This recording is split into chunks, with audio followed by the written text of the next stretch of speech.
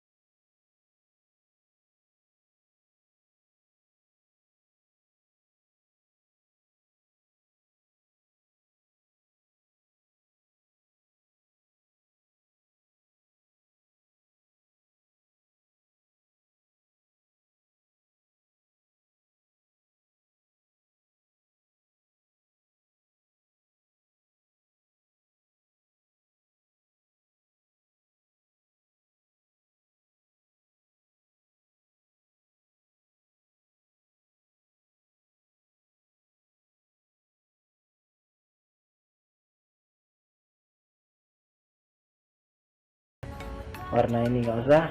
Oke, klik selesai. Lalu langkah selanjutnya yaitu yang menu efek. Menu efek nih kita atur tekstur menjadi 20 aja teman-teman. 20. Kejernihan kita atur juga menjadi 10.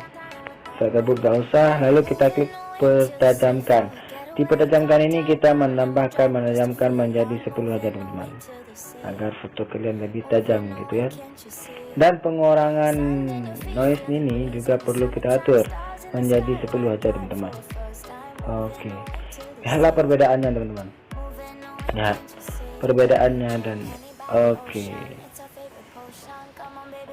Nah teman-teman lihat perbedaannya. Oke, ini khusus di pantai ya teman-teman, khusus di pantai ini. Nah, teman-teman juga jangan